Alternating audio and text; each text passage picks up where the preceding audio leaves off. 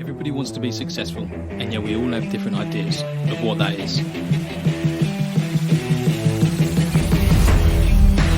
Finding success is the journey we embark upon to go and get what's ours. We are willing to travel down within to find our greatness buried deep inside of us, questioning society's views and flipping the script, putting our own stamp on life. We're here because our future is within our control. Finding success is how we grab hold of what is possible. The relentless pursuit of success starts here.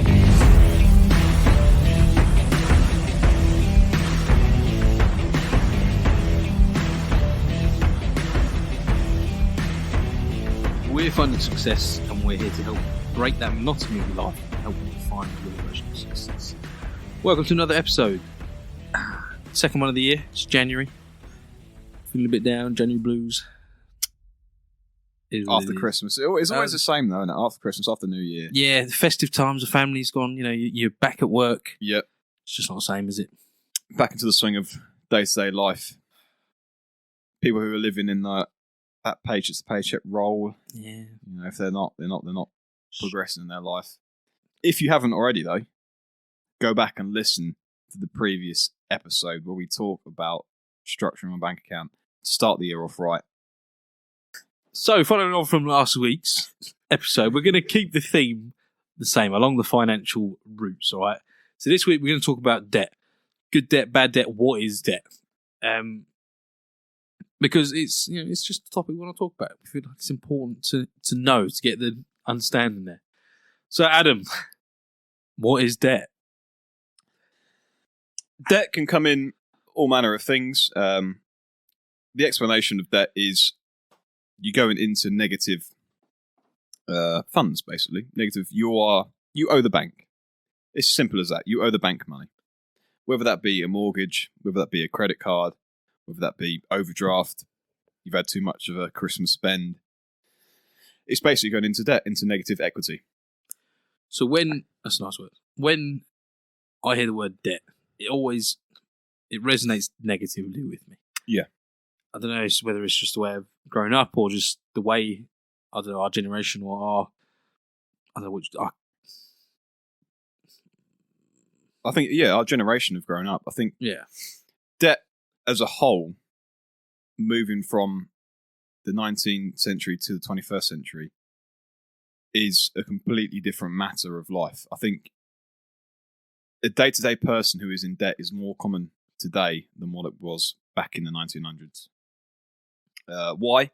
Because we have so much more luxuries to choose from. We didn't have Gucci hats. We didn't have posh cars. We didn't have the option to increase our luxury lifestyle. Back in the 19th century, it was about living and creating food for the family and bringing food back home. And there was no phones, there was no internet, there was no iPads and iMacs and whatever other computer and tablet things are available. But it's just for the fact that now we have the option to go into debt a lot easier, and people do for the wrong reasons. And I think that is why majority of people provide debt with a bad, negative aspect of life. And is debt negative? Not all the time. There is good debt, which we'll get into later. But it's a strange word, isn't it, debt? It is. It's interesting you bringing that up. I think you're right. These days, debt is easier to get into just because where the technology is these days, it's easier for us to track debt. So people are more willing to be able to lend money to be able to banks and even finance companies. You can get into debt over sofas and stuff now. All store cards. The majority of stores, Argos or Next or whatever, that have a store card. Form, and you can get into debt with them. So it's because I believe because it's easily tracked and you're held accountable better as opposed to, as you say, 20th century, 19th century. There was nowhere near that sort of technology. So it was sort of just all through physical books and paperwork that the banks would track this sort of stuff. And that's why it's not so common back then. But nowadays it's just literally, like you said, everybody's got it, basically. It's unbelievable. It's almost like, I didn't go to sixth form. I don't know about some other guys here, but I didn't go to university. But student loans, it's just become so second nature. Our family, if you perceive yourself to be successful in life, you have to go to do the A levels. Then you go to university, which you get a $9,000 a term fee that you get on your student loan, because that's the way you should do it, because that's the way that you're going to become successful. And 9 times out of 10, the people who go to university end up at McDonald's or, getting a job to pay off their debt, which is ridiculous. I saw a great meme of or one of these pictures on Instagram. Did you ever watch? I think it's Toy Story 2 when Buzz Lightyear was in a shop and they were zoomed in on Buzz Lightyear in his box, and the caption was like, "Oh, I've been to university. I'm unique. I'm different. I'm gonna do so well." And it zoomed out, and there was millions of other people. I've just finished university. I stand out. I'm unique. I'm different. Yeah. I got my master's degree. Yeah.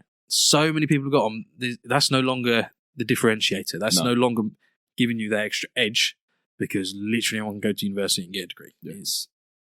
And I might be biased. Because I didn't go to university. I don't think it's necessary I don't think it's necessary, to be honest. No, I completely agree. Apologies if you do, but I just don't think it's necessary. I know people that spent literally tens of thousands of pounds on history degrees and are now maintenance men and carpenters and stuff like that. It's just absolutely no relation. So you got in that debt.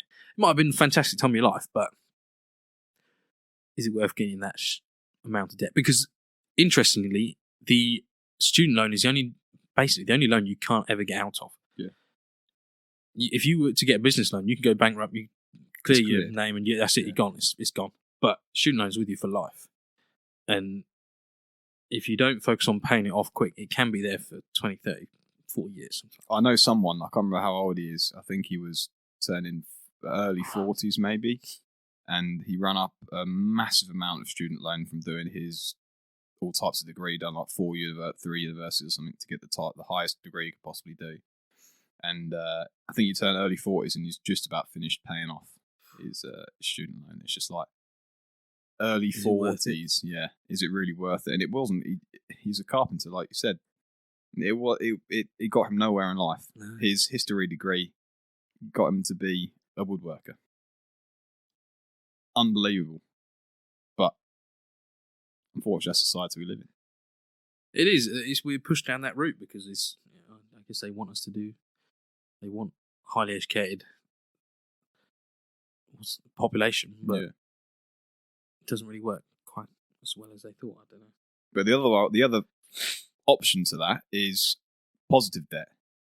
Yep. And people who don't go to university or do go to university but use a degree in the correct way can use debt, i.e. the bank's money, in a positive way, starting a business, for one of them. Cool, yeah. You can borrow some money from the bank and not pay a lot of money, but the money you can make on that loan is incredible to what you're paying that debt. If you use it wisely. Yeah, if you use it wisely and don't just blow it up the wall. That's a differentiator, isn't it? So it's interesting. Anyone can go get a student loan at 18 years old, £100,000 student loan, whatever it is. You can't, at that same age, walk into a bank and get a business loan for 10 grand. And it's like, that's where it's a bit twisted, the world, because they don't want you to own businesses. Yeah. They don't want everyone in the population to own business, but they do want you to get in student debt for some reason. So going on to good debt, how do you differentiate between good debt and bad debt? So as in you were saying, using it wisely. What are ways we can use it wisely? So one of the biggest ways we can use good debt, or debt, for instance, is increasing your business's size or starting a business. For instance, not everyone has 50 grand in the bank account to put a down payment on a shop if they want to start a corner shop, pay for products, pay for the register, pay for the network and the card machine and the shelves and the product and so on and so forth. Not everyone has 50 grand to go, I'm going to go and start a shop here. Someone can find a place in the market, for instance, a small village shop. They've gone out of business because they weren't running it right or they weren't open enough, and they thought, well, I can buy that on, but they haven't got the money to buy the business. They can go to the bank and go, look, I can borrow this so-and-so amount for so-and-so long, put it to work. They've bought a company that was there, that had all the shops, that had all the stock, just needed to be reworked, smartened up a bit, and changed so that the business can grow. They've started a business, they've seen the market, they've took the debt on, but they can pay the debt off a lot sooner than what someone can in bad debt, for instance, buying a car. To you and me, it's a bit different. We're now similar in that a car is more of a workhorse for us. It gets us from A to B. Whether it has 4 wheels, well, it has technically 5 because the steering wheel counts as 1 wheel, but terrible. It has technically 5 wheels. It gets us from A to B. It's cheap to run. It's reliable, and it does the job. But for some people, a car can be a massive statement in their lives. That could be, whether it's an Audi or a Lamborghini or a Bentley or a Ford Fiesta, it doesn't matter. If they perceive that car as being a statement and something that they want, and they have to have that car to look good as in front of their friends or look good for their girlfriend, then, and that's the higher on their priorities, they will get in bad debt for something that isn't going to increase their overall lifestyle. They're getting into debt for liabilities, not in for assets. So it comes down to Mr. Kiyosaki's basic fundamentals: income, expenses, liability, and assets. So if you're getting into debt and buying liabilities, it's taking money out of your pocket. You're losing money hand over fist because you've also got to pay back the debt that you just created. So you got and to the pay majority of liabilities, what do? Depreciate. Exactly. You buy a car for 50 grand, you drive it for forecourt, it's just lost 5 grand in value. But 9 times out of 10, it's lost 5 grand in value. So you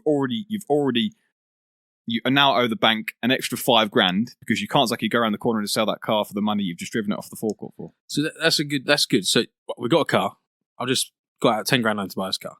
It's immediately depreciated, through depreciation, you've taken off the forecourt. You've also had to put fuel in. So it's taking money out your pocket to put fuel in, to tax it, to insure it. Money's leaving your account more and more and more. And you also got to pay back the loan with the interest. What's the interest? Let's just say it's 1%, for goodness sake. Yeah. You're still paying back 1% interest on that loan. So it's costing you a fortune just to have a car. That's bad debt when it's costing that much. Whereas an asset, something that puts money in your pocket, I know you're just using shops, I like to use the gym one because for me it's easier to visualize. I get a business loan, 10 grand again to start a gym, right? I've got to use that 10 grand to then start putting all the machines in the room, getting all the dumbbells, getting all the kettlebells, anything you can imagine, mirrors, paint, nice paint job, nice lights. It's cost me 10 grand. And now the memberships, I can then sell a membership from that, which is then, all right, it's costing me a small amount of maintenance of the gym, but memberships is going to outweigh that. And that's then putting money back in my pocket. And I'm just paying back the loan just enough so that I'm making a profit. Yeah. And that's an asset, basically. I'm using my leverage, my debt to create an asset. Which is what a lot of this world don't do. They take the bank for granted. They take the bank to use their money for bad. You could take the bank to use their money for good. Spot on. Yeah. Think about you guys listening. Think about if you've ever done something similar. I know a few people that have done this, the car thing we were just talking about. A lot of people do that, which is, it can be a smarter way, going to a bank for a loan for a car and then going through car finance these days, because that can be offensive. But either way, we consider it a bad debt because it is taking money out of your pocket. It's not earning you any money. And what we look for when we are getting loans or leveraging our money is a return on the investment. So while we're using debt as a way to, such as the gym, we're using the debt as a way to create money, and that it can be measured. Most companies use it as a metric from an investing point of view called return on investment. And it's how much money you're creating from your debt. And it's just quite important to think about. Exactly. So for instance, say you had 10 grand from a bank and your return on investment was up for some amazing reason, 100%. Yeah. So you've just made 100% on your return on investment. So you've made 10 grand on the 10 grand you've made. Therefore, you've just paid your bank loan off, say in a year, and we now have 10 grand of our own money that we can go and put to work. Look at that. You are so far ahead. That's fantastic. That's exactly why we use it. That's the asset. You literally you've doubled your money almost. Yeah. Well, you created that money nowhere basically. I've created 10 grand from nothing. Yeah. Because it's not my money, it's the bank's money. I've just borrowed it and I've paid a small fee to use it. Not cost you a penny to get. That's another thing. loans or debt is tax-free. They can't tax it. They don't want you to tax. They don't tax you because that's how you get money out into the world. Every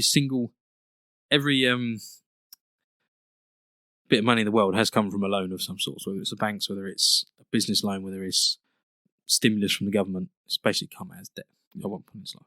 So it's tax-free. Woo. Get it all. Would you class mortgage as debt? I do, yes. I would say mortgage is debt. Again, depending on how you look at them, this is a good one, actually. So a personal mortgage for your house that you're living in, I class as bad debt. Yeah. Because it's costing you money, your maintenance, your repairs, your upkeep, all that sort of stuff.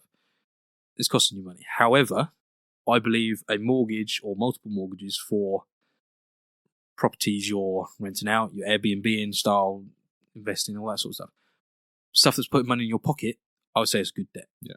So either way, it's obviously debt because you're borrowing money from the bank. But depending on how you're using it, it's good or bad. Exactly. And unfortunately, we fall into the trap that owning our own house is a positive in life. If someone you perceive as renting means they can't afford to buy a house, well, that's not the actual true case. It all depends on how, number one, the person who's renting uses their money that they've got to invest. If they can make a return on that, then renting is basically the cheapest option.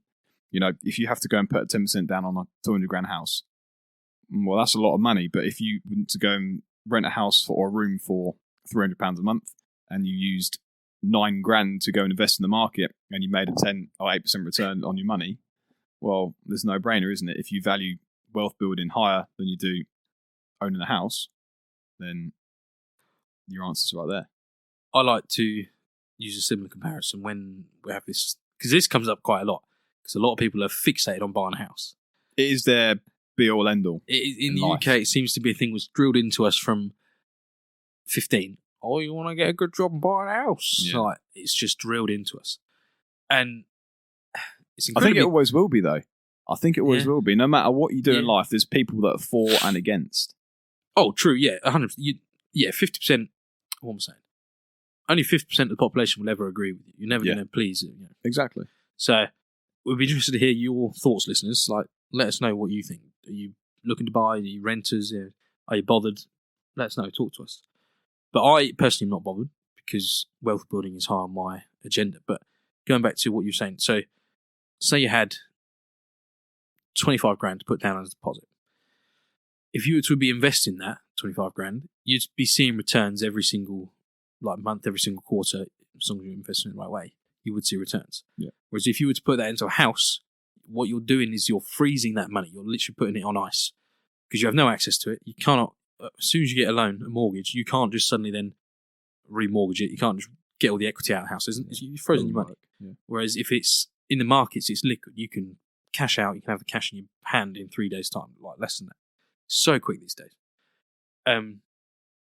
So at the investing side, you're seeing an instant return and your money's growing. Whereas the mortgaging there, buying a house, you're freezing your money in the house. And there is the argument, property goes up, it's always going to be worth more. It's not necessarily the case. Japan at the minute, they're in a really weird situation where only new builds are worth any money. After that, they depreciate like mad. And I'm not saying we're going to go into that crisis at the minute because I think we're a little way away from that. But we're at the point where we're at an all-time high for the housing market. Like, houses are so expensive these days. And COVID spiked that because of the government incentives they did loads of tax relief, didn't they? If you were to buy a house and get a mortgage and stuff. So everyone's jumped on the bandwagon, like sending prices through the roof. Which is also, normally when you hit all-time highs, you're not far away from a dip in the market. Yeah. So house prices aren't necessarily going to keep growing for the rest of our lives. It's just something to consider. It's just like, it's not as, people are afraid of investing because it's not secure, but property isn't solid. It's not it's not guaranteed. No, exactly. Something to consider. So there's not a right or a wrong when it comes to buying a house and renting a house. It has to be your own situation and how you feel about if you value wealth building or if you value owning a house. Spot. Couldn't have said it better. Yeah. One little metric that we can use for that actually is the buy to rent metric. So basically what you do is you take the price of a house, say 200 grand, and you look in a similar area or next door for a house that you can afford to rent, say 2 grand. So if you do, let me work this out. If you do 200 grand divided by 2 grand, the 12 month of the house, so that's 24 grand. You come up with a number. It'd be 12 months. Sorry, 12 months of rent. The renting price. Yeah. Okay. So 200 grand for a house, divide by the yearly rental cost of that house in a similar area, similar type of house. Okay. And that will give you a number in percentage roughly. So it will go from 0 to 15 is the house is cheap. You can buy the house, it will return you, it's quite a good buy. 15 to 25 is a decision that you have to make. It's not so bad that you have to rent because it's easy to rent in that area, and it's not a cheap house. It's somewhere in the middle. Anything above 25 is you looking to rent. And it seems really, really weird, but you can do it. I'll do it on my phone right now. Yes, just walk us through it again. So I'm looking at buying a house. I'm on Rightmove. I've seen this banger of house. It's a dinger. 200 grand. 200 grand on the dot it is, and that's what my offer was as well. Perfect. They declined it. No. So 200 grand it was on the dot. But to do this so this is to decide whether I buy it or if I rent in the area. Exactly. Okay, so you're moving into Surrey, right? Find a house. That's not a 200 grand house. It's definitely not. Shed. It's a shed, but it's 200.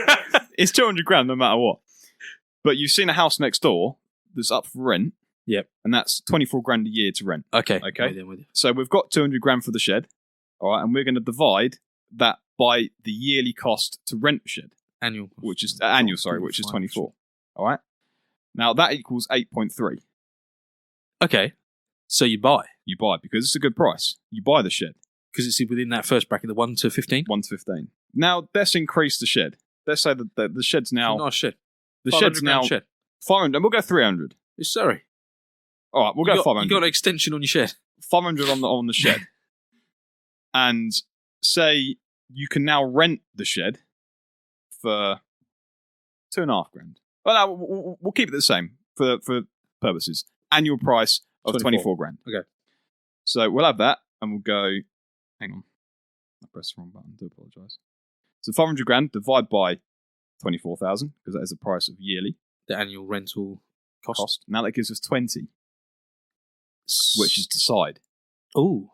So we're not quite in this is a good price, this is a bad price. It's at the higher end of being bad. It's at the higher. It's better to rent now. Okay, so what's the band? 15 to 25? Yeah, is decide. Okay. So it's actually 20.83. So you get into the point 20. now. Yeah, 20. Round up. What were you taught school? This is why you need to do A-level. I'm joking. That's interesting. So I should probably. That's really cool. I like that. But it's very, very easy to work out if a house is good to buy or bad to buy, and good the value area. Or not good value. Yeah, exactly. So in that cheaper 20 position, you've got that number 20. That's purely down to your personal circumstances. Exactly. Whether or not it's because it doesn't really matter. No. Okay. So it's good value then either way. Yeah. Interesting. At the moment, but when it increases or rent increases or the house devalues, then it changes things. Or the house in prices increase and the rent stays the same because you stayed there for a long period of time and you're still paying the same amount of rent because you're fixed into a contract that you pay. That's what I did 2-year term. Exactly. Fixed into a 2-year term and the house prices have gone up. They can't charge you more rent, but the house is worth more money, but you're fixed at paying that same price. You're getting a good deal. But then the argument is I'm getting a good deal if I were to have bought the house because the price has gone up. The price has gone up of the house. The value of the house. Yeah. But the rent is cheap for the area. Yeah, okay with you. So if you was to move out and move back in, the rent price would also be higher because the house price is also higher. I'm with you. That's a nice little metric. That is a top tip. That's right. For our listeners. Everyone get your calculators. Genuinely do that because did you? I think that's really good. I'm going to just go online and have a few get on Rightmove tonight and just have a play. Yeah, so that's really cool. Just work it out. Yeah. It's fairly simple. I like that. Should we leave it there? I think so. That's a good one. So yeah, that's your good debt, bad debt. Tell us what you think. Get in contact with us, guys. Instagram @_findingsuccess_. We're on Twitter, on Facebook. Email us. Get in contact. Tell us what you think. Do you want to buy? Do you want to rent? Let us know. Tell us your opinions. As always, guys, thanks for listening. Catch you in the next one. Obviously, we are not financial advisors. Should you need help, please seek out professionals. This podcast is for entertainment purposes only. Success is available for everybody, so why should you settle for less?